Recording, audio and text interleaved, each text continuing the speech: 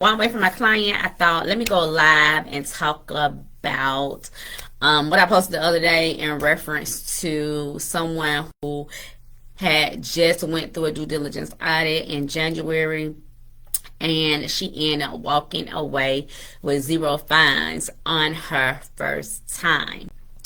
And so everybody at this point, if you're on my page or you've been on my page long enough, you know that my topic I talk about the most, whether I'm posting in Word, if I'm coming live, no matter what, is always due diligence for tax pros. And I've been very fortunate outside of a lot of other tax pros that me and my team, we usually we have walked away with, no fines every time. And so many, a lot of tax pros have reached out to me or posted that, they passed their actual due diligence examinations.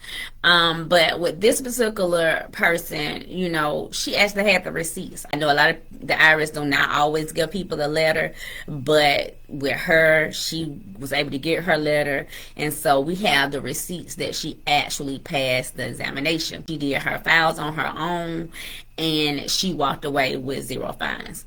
And so shout out to Latoya Brown, who just recently went through one, and she she got 0 fines.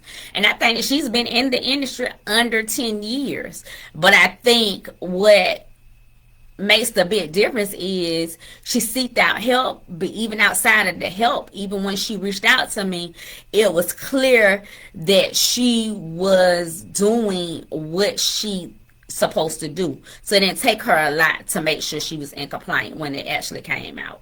And that's the difference. So they tried to find me $6,000, and I took it to appeals and got it to 0. And I always talk about my prepare, which is my best friend, who got a $47,000 fine, and we weren't taking that either. And we took it to appeals, and we got that fine to 0. And the reason why we was able to get those fines to 0 is because we did our due diligence. Meaning we asked the questions, we documented, we asked additional inquiries. We did everything we were supposed to do.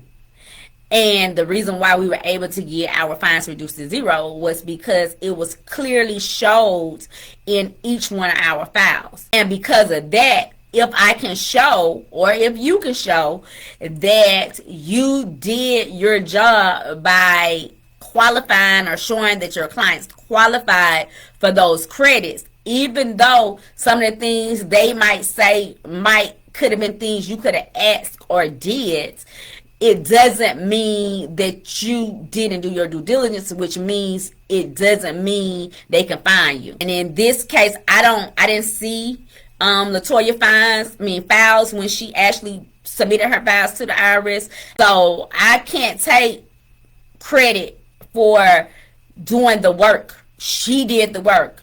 So you will hear directly from her mouth her own experience. And so I think the reason why I'm doing a lot of boot camps, the reason why I have virtual trainings, why I train from different perspectives of, due diligence, is because it's a lot to it.